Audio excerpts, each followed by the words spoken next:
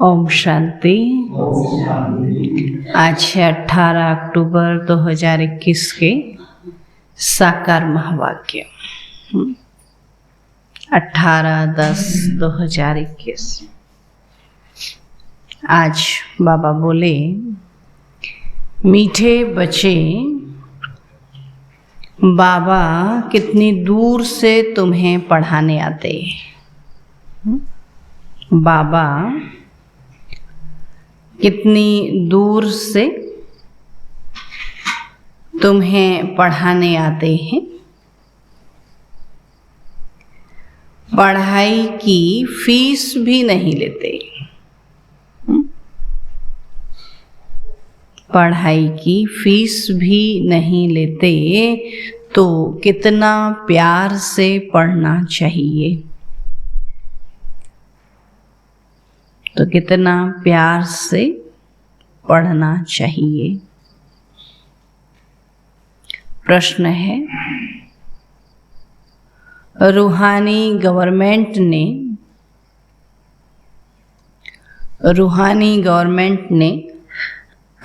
सारी दुनिया के लिए यह फ्री स्कूल खोला है। रूहानी गवर्नमेंट ने सारी दुनिया के लिए यह फ्री स्कूल खोला है, क्यों?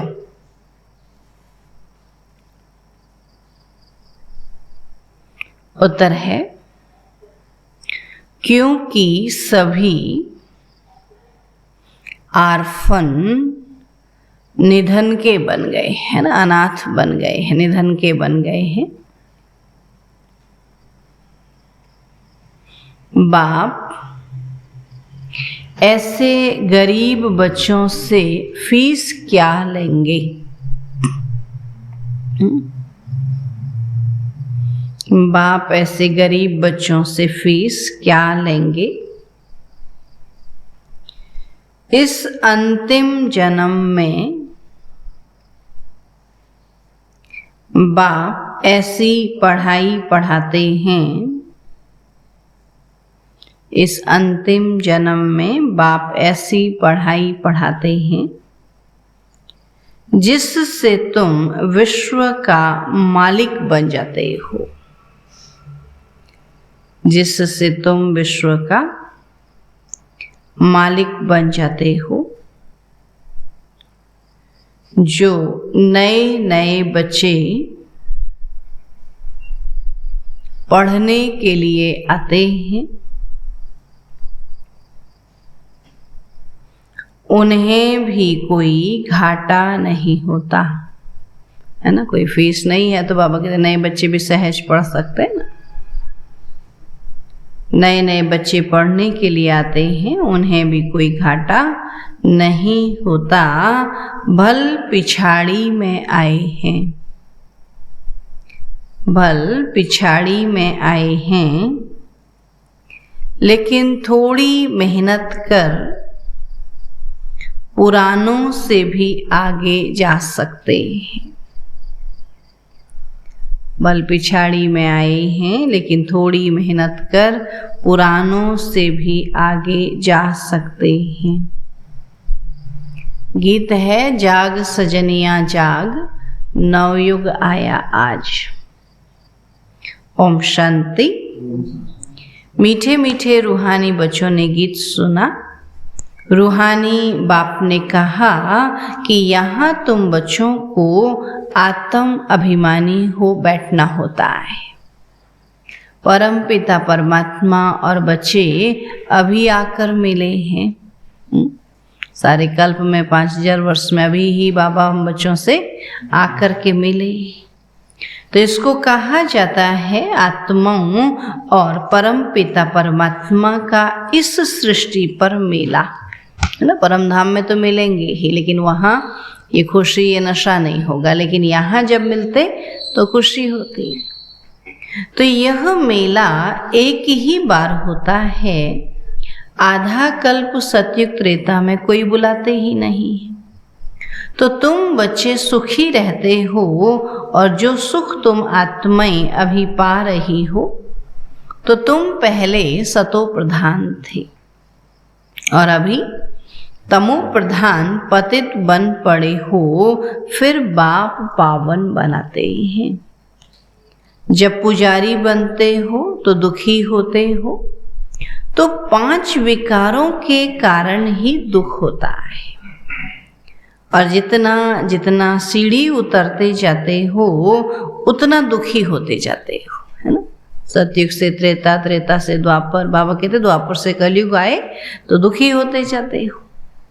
तो अभी तुम बच्चे जानते हो कि दुख के पहाड़ गिरने हैं और इस पुरानी दुनिया का अब विनाश होना है।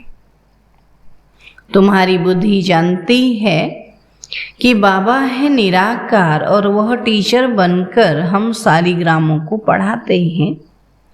कहते हैं बच्चों, हम फिर से तुमको विश्व का मालिक बनाने आया हूँ। 5000 वर्ष पहले भी तुम स्वर्ग के मालिक थे, याद है ना? बाबा याद दिला रहे हैं ना। तो संगम पर ही तुमको बनाया था और अभी फिर तुमको मनुष्य से देवता, वैकुंठ, स्वर्ग का मालिक बनाने आया हूँ। और तुमको यह वर्षा दिया था, फिर तुमको 84 जन्म लेने पड़े। अभी तुम्हारे 84 जन्म पूरे हुए हैं।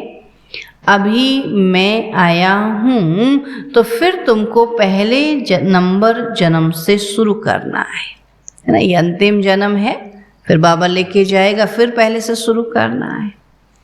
मैं तुम्हारा बाप तुमको पढ़ाता भी हो, तो अभी बाप पढ़ाने की फीस बच्चों से लेगा?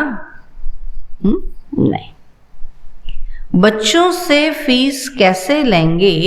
1 पाई भी फी नहीं लेता, है ना। अगर बाबा पढ़ाने के लिए फीस लेने लगे तो सोचो भगवान की फीस क्या होगी, है ना। यहाँ भी कोई बड़ा व्यक्ति किसी को पढ़ाता है तो कितनी बड़ी बड़ी फीस लेता है ना। और भगवान की फीस तो हर कोई दे नहीं सकता है ना। इसलिए बाबा ने कहा मैं फीस नहीं लेता हूँ। कितना दूर परम धाम से आता हूँ तुमको पढ़ाने, तो यह नौकरी करने रोज आता हूँ। कोई की नौकरी दूर कहाँ होती है, तो रोज आना जाना होता है ना।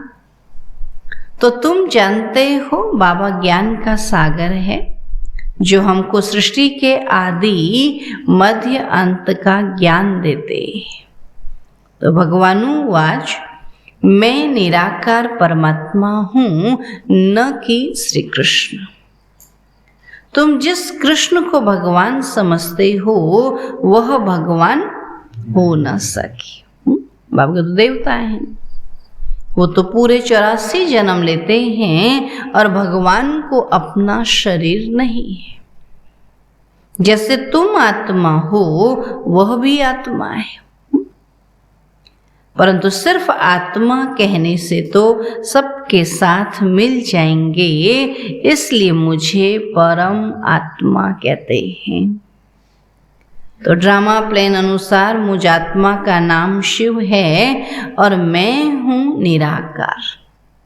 मुझे बुलाते ही हैं शिव बाबा, तो असल मेरा नाम एक ही है। मनुष्यों के तो अनेक नाम रख दिए, लेकिन बाबा कहते मेरे भी अनेक नाम रखे, लेकिन असल नाम जो है वो शिव ही है। बाकी भिन्न भिन्न नाम रख दिए हैं। मेरा नाम कोई रुद्र है नहीं, और न कृष्ण ने कोई यज्ञ रचा है। तो ये सब है झूठ। तो मैं ही आकर तुमको सच बतलाता हूँ। तुमको सच सच नर से नारायण बनाने आया। मेरा घर बहुत दूर है। यहाँ आकर इस शरीर द्वारा तुमको पढ़ाता हूँ, है ना। दुनिया में देखो कोई बड़ा व्यक्ति पढ़ाने आए तो कहीं मेरे आने जाने का भी खर्चा दो, मेरे पढ़ाने का भी खर्चा दो। बाबा कहता मैं तो इतनी दूर से आया हूँ, कैसे दे सकते उसका खर्चा ना। तब बाबा कहते मैं इस शरीर द्वारा तुमको पढ़ाता हूँ, सारा दिन इसमें बैठता नहीं, आता हूँ पढ़ा के चला जाता। चक्कर लगाता रहता हूँ और मेरी ग्लानि करने के कारण तुम बहुत दुखी महान पतित बन गए हो। ब्रह्मा को भी कोई आदि देव कहते हैं, कोई एडम कहते हैं और कोई महावीर कहते हैं, तुम प्रजापिता कहते हो।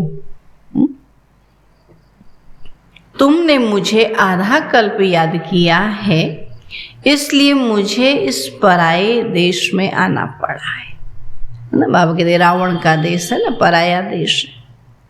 सब पतित दुखी हैं, आर्फन्स हैं, धनी धोरी है ही नहीं। धनी धोरी मालिक को कहते हैं ना बाबा, यहाँ कोई किसी का मालिक नहीं। आर्फन को पढ़ाने के लिए गवर्नमेंट फीस नहीं लेती है, अनाथ आश्रम खोले हैं ना, और उनको देती है, उनसे कुछ फीस नहीं लेती। बाबा कहते ये तो बहुत बड़ी रूहानी गवर्नमेंट है। बेहद के बाप को कोई जानते नहीं हैं, कितने जप तप दान पुण्य आदि करते हैं, तो पूछा जाता है कि यह क्यों करते हो, ये बाबा के दान पुण्य क्यों करते, तो कहेंगे इससे भगवान के पास पहुंच जाएंगे। हाँ, जब तप दान पुण्य करने से हम भगवान के पास पहुंच जाएंगे।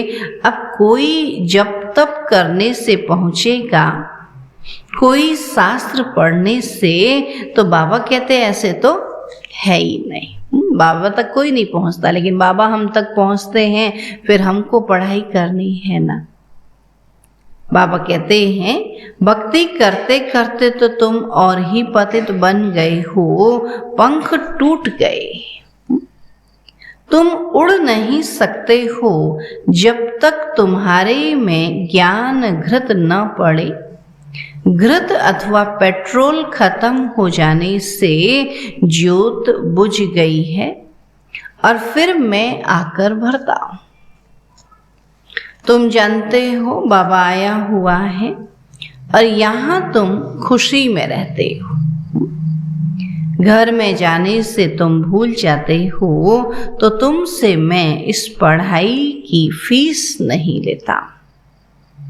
तुम कहेंगे यह चावल मुट्ठी देते हैं, और यह चावल मुट्ठी तो तुम भक्ति मार्ग में देते आए हो, है ना, जिसका रिटर्न फिर दूसरे जन्म में मिलता है। और अभी तो तुम जानते हो कि बाप सम्मुख बैठे हैं और फ्री पढ़ाते हैं, क्योंकि जानते हैं इन्हों के पास रखा ही क्या है। बाबा कहते हैं ना कि इन्हों के पास रखा ही क्या है। बाबा को तो पता है ना हर एक का, तो बाप थोड़ी तुमसे कुछ लेंगे। अगर लेने लगे, देखो अभी भी मधुबन में कहते इतनी सेवा देनी, बोला कैसे जाएंगे, है ना। अगर डॉक्टर फीस लेने लगे तो सब दे देते है ना, बीमारी ठीक करने के लिए, और फिर बाबा को देने के लिए कहते ऐसे कैसे हो सकता है ना। तब बाबा कहते अगर बाबा लेने लगे, जो जिस पोजीशन पर बाबा उस पोजीशन के हिसाब से लेने लगे, तो अभी तो हम अपने लिए ही कर रहे हैं ना। तो बाबा कहते बाप थोड़ी तुमसे कुछ लेंगे। उस पढ़ाई में तो कितना खर्चा करना पड़ता है, कितने इम्तहान पास करने पड़ते हैं, और मैं तो एक ही पढ़ाई पढ़ाता हूँ। तो स्कूल में जो आते जाते हैं उनको ऐड करता जाता। हाँ, जो लेट आते हैं उनको थोड़ी मेहनत जास्ती करनी पड़ती है। वैसे भी देखो ना, लौकिक स्कूल में भी लेट आते हैं तो पिछला होमवर्क पूरा करना पड़े ना, तो यहाँ भी ऐसे ही उनको जास्ती मेहनत करनी पड़ती है। उनके बदले में फिर देरी से आने वालों को अच्छी पॉइंट्स मिलती है ना। बाबा की तभी तो बना बनाया है ना, सब रेडीमेड है। जो जल्दी जल्दी पढ़ते हैं उनको कुछ घाटा नहीं है। नई नई अच्छी पॉइंट्स मिलने से पुरानों से भी तीखे जाते हैं ना। ये भी नहीं कह सकते हम पीछे आए, सब रेडीमेड मिल रहा है ना। तो बाबा कहते हैं शुरू में जो आए वह कितने भागंती हो गए। अच्छा हुआ जो तुम देरी से आए हो। सो फिर तुमको गुह्य पॉइंट मिलती है ना। नए नए पहले आए, समझ नहीं आए तो छोड़ के चले गए। और कम से कम अभी ज्ञान तो सही से समझ आता है ना, 7 दिन के कोर्स में ही सब समझ जाते हैं। बाबा कहते गुह्य पॉइंट्स मिलती है तो बाप कहते हैं जिस्मानी पढ़ाई भी पढ़ो। कई बच्चे कहते हैं ना बिना सुनने वाला क्यों पढ़ना। बाबा कहते नहीं, वो पढ़ाई भी जरूरी है। शरीर निर्वाह अर्थ धंधा धूरी भल करो, सिर्फ मुझे याद करो और चक्र को याद करो। तो यह भूलना नहीं चाहिए। और यह तो समझते हो ना कि अब हमारे 84 जन्मों का अंत है। तो बाप समझाते हैं कि मुझे याद करो तो तुम तमो प्रधान से सतो प्रधान बन जाएंगे। और याद तो तुम बाप को भी करते हो तो पति को भी करते हो, दोनों को याद करते हो। अब मैं तुम्हारा पतियों का पति, बापों का बाप हूं और टीचर भी हूं। मैं तुम्हारा सब कुछ हूं। सुना, बाप टीचर, बाबा ने कहा आज पतियों का पति। मैं तुम्हारा सब कुछ हूं, सुख देने वाला हूं। वह पतित संबंधी आदि तो तुमको दुख ही देंगे। सतयुग में कोई किसी को दुख नहीं देते है ना, वहां तो दुख शब्द ही नहीं होगा ना। अब मैं आया हूं सतयुग का राज्य भाग्य देने। तो तुम जानते हो इस संगम पर ही बाप से हम वर्षा लेते हैं। अब जितना तुम पढ़ेंगे तो पढ़ाई भी बहुत सहज है। यह है ही सहज ज्ञान, सहज याद। तो मौत भी सामने खड़ा है। मैं आया हूं तुम सबको ले जाने, इसलिए मुझे कालों का काल भी कहते हैं। और यह भी कहते हैं कि इनको काल खा गया। काल शरीर को खाता है, आत्मा को खा न सके ना। आत्मा तो अजर अमर अविनाशी है। आत्मा तो एक शरीर छोड़ दूसरा जाकर लेती है, पाठ बजाती है। अभी तुम जानते हो कि एक ही धक से यह सब खल्लास हो जाएगा, ज़्यादा समय नहीं लगेगा विनाश में। मौत ऐसा होना है जो कोई किसी के लिए रोएगा ही नहीं। अभी कोरोना में भी क्या हुआ, अपने लिए रोते थे, कोई किसी के नज़दीक नहीं गया। पहले तो रोते थे ना क्या होगा क्या होगा, अभी तो बोला ले जाओ कोई बात नहीं, है ना। बाबा कहते कोई किसी के लिए रोएगा नहीं, सभी को वापस जाना ही है। रोते तब हैं जबकि पुनर्जन्म फिर दुख की दुनिया में ही ले आते हैं। पता है अभी यही पुनर्जन्म लेना, इसलिए दुखी होकर के रोते हैं। तो तुम बाप को बुलाते भी इसलिए ही हो कि बाबा हमको अपने साथ में ले जाओ। तभी बाबा आया हुआ है। जो भी मनुष्य मात्र हैं सबको ले जाते हैं। विनाश होगा तो सब मरेंगे, रहेगा कोई नहीं। गवर्नमेंट अपना प्लान बना रही है। मनुष्य सृष्टि तो बढ़ती ही जाती है। छोटी छोटी टालियों में भी कितने पत्ते निकल आते हैं। झाड़ तो बढ़ेगा ही, है ना। अभी तो छोटे छोटे मठपंथ है, उसमें भी कितने सारे बच्चे होते हैं ना। बाबा कहते झाड़ तो बढ़ेगा ही, परंतु उनकी आयु भी जरूर है। कल्प वृक्ष की आयु कोई लाखों वर्ष थोड़ी हो सकती है। अभी बाप तुमको पढ़ा रहे हैं पूज्य देवी देवता बनाने के लिए। पहले पहले बाप तुमको ही मिलता है और धर्म वाले तो आते ही पिछाड़ी में। सतयुग में तुम आते हो, पढ़ाता भी तुमको हूँ। सिर्फ कहता हूँ कि पावन दुनिया में चलना है तो विकार में मत जाओ, क्योंकि विकारी दुनिया, बाबा कहते हो तो निर्विकारी दुनिया है ना। तो विकारी मनुष्य तो वहां आ न सके। फिर भी तुम मानते क्यों नहीं हो, विश्व बिगर तुम रह नहीं सकते हो। मेरी मत पर नहीं चलेंगे तो ऊंच पद भी नहीं पाएंगे, है ना। बाबा के जैसा पढ़ेंगे फिर वैसा ही पद पाएंगे। तुम्हारी आस ही थी कृष्णपुरी में जाने की, तो कृष्ण की राजधानी में जाएंगे या प्रजा में? राजधानी, है ना। तो कृष्ण के साथ खेल पाल प्रिंस प्रिंसेस ही करेंगे, प्रजा थोड़ी करेगी। बाबा कहते ये मम्मा बाबा भी पढ़ रहे हैं और तुम जानते हो यह राधे कृष्ण फिर स्वयंवर के बाद लक्ष्मी नारायण बनेगी। तो राजाई वालों की ही माला बनती है ना, सबकी माला थोड़ी बनेगी। जो राजाई करेंगे बाबा उन्हों की माला बनती है। 8 दाने में आओ, अच्छा 8 में नहीं तो 108 में तो आओ। कम से कम 16,108 में तो आओ। पहले 8 फिर 108 फिर 16,108।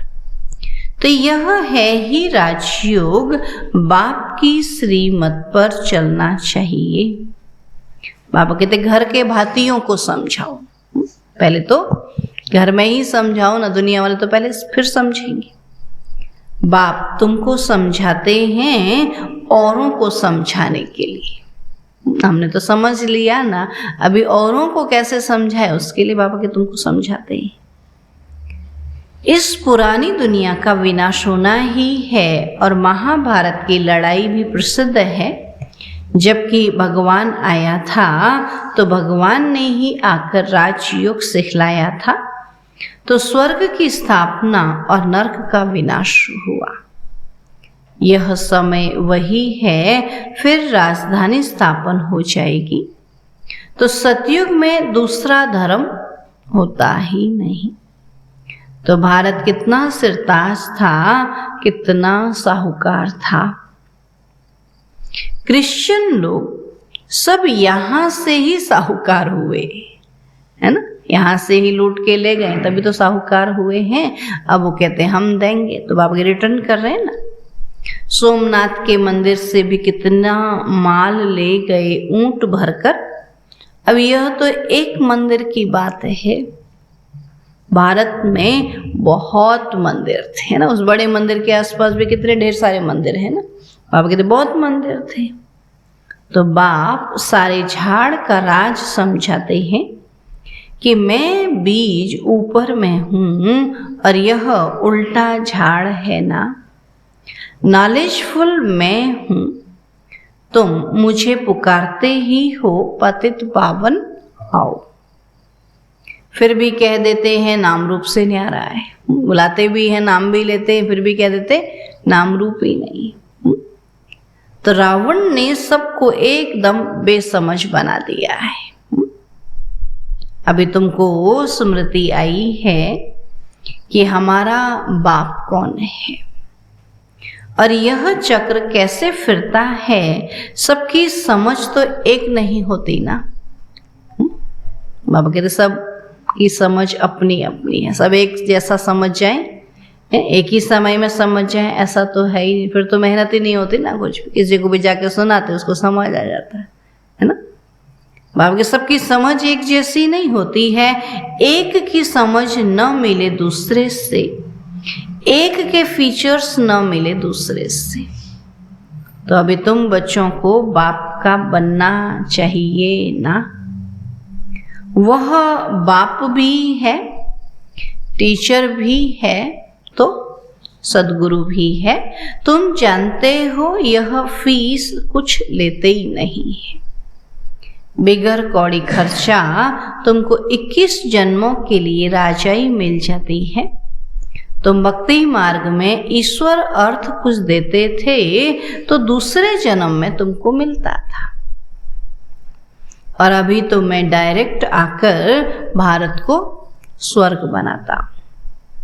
इसमें जो कुछ खर्चा लगता है वो बच्चों का ही लगता है। बाबा कहते बच्चे ही बनाते हैं, अपने लिए बनाते हैं ना। तो बच्चों का ही खर्चा लगता, बच्चों को ही कहेंगे खर्चा करना है। इस एक ब्रह्मा को अच्छी तरह पकड़ा खर्चा करने के लिए, है ना। उनका तन मन धन सब लगवाया ना बाबा ने। इनमें प्रवेश करके इनसे सब कुछ कराया। यह तो झट स्वाहा हो गया, सब कुछ जो इनके पास था सब दे दिया। बाबा बोले बेगर बन जाओ, तो फिर ऐसा प्रिंस बनाऊंगा। साक्षात्कार करा दिया, ख्याल आया कि अब यह क्या करेंगे। कहा कि सत्युग की राजाई लेनी है तो कलयुग की गदाई का क्या करना है, अभी तो राजाई लेनी है, तो सब छोड़ दिया। तो विनाश होना ही है, तो बाबा ने कहा बंदर मुआफिक मुट्ठी बंद नहीं करो, खोल दो। कहते हैं ना, बंदर की कहानी सुनाते हैं ना, बंदर को पकड़ने के लिए जमीन में छोटी छोटी हांडियां रखते हैं, उसमें चने रखते हैं और कहते हैं बंदर ऐसा लालची होता है, उसमें हाथ डालता है और मुट्ठी बंद करता है तो मुट्ठी उसकी बाहर नहीं निकलती। लेकिन इतना लालच होता है कि वो छोड़ता नहीं, उसको मार मार के पकड़ लेते हैं लेकिन वो फिर भी मुट्ठी नहीं छोड़ता ना। तो ऐसे ही बाबा कहते हैं हम भी क्या करते हैं, छोड़ते ही नहीं, मुट्ठी खोलते ही नहीं।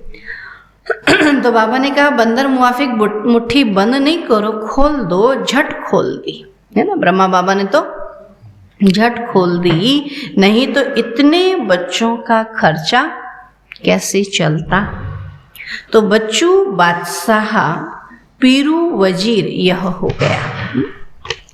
एक को ही पैसे के लिए पकड़ लिया, होता है ना।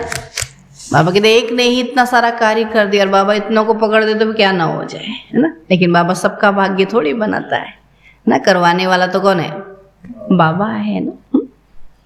तो तुम बच्चों की भट्टी बननी थी, स्कूल भी बने थे, अभी तुम होशियार हो, फिर औरों को भी पढ़ाते हो, तो तुम कितनों का कल्याण करते हो। तो बाप है ही कल्याणकारी, सबको नरक से निकाल स्वर्ग में ले जाते। अब जितना पुरुषार्थ करेंगे उतना ऊंच पद पाएंगे। तो प्रजा के लिए भी प्रदर्शनियां आदि की युक्तियां और भी निकलती रहेंगी, ढेर प्रजा बनती जाएगी। राजा रानी तो थोड़े होते हैं, प्रजा तो करोड़ों के अंदाज में होती है ना। किंग क्वीन तो एक है और वहां लड़ाई झगड़ा आदि होता ही नहीं। बच्चे जानते हैं अभी तो मौत सामने खड़ा है, जितना योग में रहेंगे उतना पाप आत्मा से पुण्यात्मा बनेंगे और कोई उपाय है ही नहीं। सारा बीमारियों का इलाज बाबा कहते बस योग, और कोई उपाय है नहीं। तो सपूत बच्चे माँ बाप को फॉलो करते, बाप पावन बने और बच्चा न बने तो वो कपूत बच्चा ठहराना। इसमें तो नष्टो मोहा बनना होता है कि मेरा तो एक शिव बाबा, दूसरा न कोई। तो वर्षा भी उनसे मिलेगा, तो अभी बाप से वर्षा पाना है नई दुनिया का। तो पतित मत बनो, पावन बनने बिगर नई दुनिया में जा नहीं सकेंगे। बाबा के जन्म जन्मांतर के पाप किए हुए हैं, उनकी सजा भोगनी पड़ती है, जैसे कि 63 जन्मों के पापों की सजा मिलती है। गर्भ जेल में भी सजा भोगते हैं। तो सतयुग में कोई जेल आदि होती नहीं है, वह है ही स्वर्ग। अब बाप साधारण तन में आए, ब्रह्मा तन साधारण है ना, ये सजा सजाए देवताओं जैसा तो है नहीं, इसलिए बाबा को पहचानते ही नहीं। अगर सजे सजाए देवता रूप में आए तो झट भागे, लेकिन बाबा तो साधारण तन में आए। तो शिव बाबा के साथ योग लगाने से ही आत्मा पावन बनेगी। तो बाबा कहते हैं मैं पतित दुनिया, पतित शरीर में आता हूँ और फिर इनको नंबर 1 पावन बनाता हूँ। तत्त्वम, जैसे इनको पावन बनाता बाबा, कैसे तुमको भी बनाता हूँ। तुम भी पावन बनते हो तो तुम बाप के बच्चे बने हो। प्रजापिता ब्रह्मा के भी बच्चे हो, इसलिए बाप दादा कहा जाता है। तो बाप समझाते हैं कि अभी टाइम बहुत थोड़ा है, इस शरीर पर भरोसा नहीं है।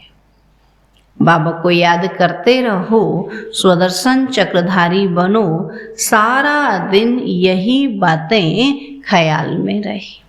यह भी तो घर जाना है, बाबा को याद करना है। अच्छा, मीठे मीठे सिकील थे बच्चों प्रति माता पिता बाप दादा का याद प्यार और गुड मॉर्निंग।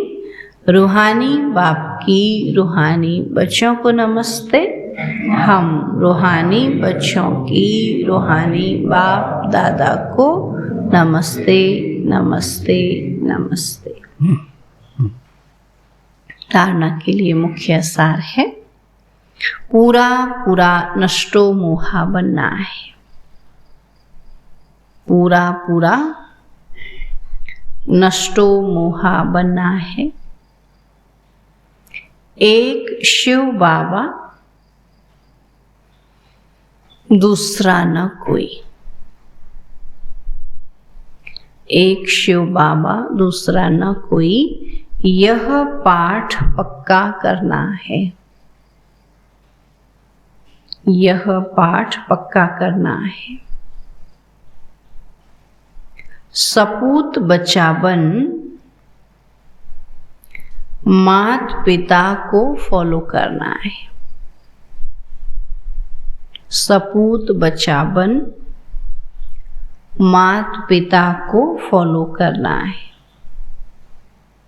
दूसरा पॉइंट है, बिगर कौड़ी खर्चे पढ़ाई से 21 जन्मों की राजाई मिलती है। तो बहुत लगन से पढ़ाई पढ़नी है ना। बिगर कौड़ी खर्चे पढ़ाई से 21 जन्मों की राजाई मिलती है, तो बहुत लगन से पढ़ाई पढ़नी है। स्वदर्शन चक्रधारी बनना है।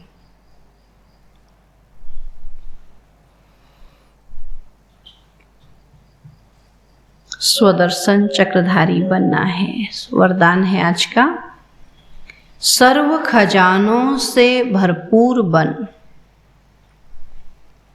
सर्व खजानों से भरपूर बन, अपने चेहरे द्वारा सेवा करने वाले सच्चे सेवाधारी भव। अपने चेहरे द्वारा सेवा करने वाले सच्चे सेवाधारी भव। बाबा कहते, जो बच्चे सर्व खजानों से सदा संपन्न व भरपूर रहते हैं, उनके नैनों व मस्तक द्वारा ईश्वरीय नशा दिखाई देता है। उनका चेहरा ही सेवा करता है, और जिसके पास जास्ती अथवा कम जमा होता है, तो वह भी उनके चेहरे से दिखाई देता है। जैसे कोई ऊंच कुल का होता है, तो उनके चेहरे से वह झलक और फलक दिखाई देती है। ऐसे आपकी सूरत हर संकल्प, हर कर्म को स्पष्ट करे, तब कहेंगे सच्चे सेवाधारी। आपकी सूरत से बाबा कहते हैं आपके हर कर्म स्पष्ट दिखाई दे, आपकी कमाई दिखाई दे, तब कहेंगे सच्चे सेवाधारी। स्लोगन है, समय और संकल्प के खजाने की बचत कर। समय और संकल्प के खजाने की बचत कर, जमा का खाता बढ़ाओ।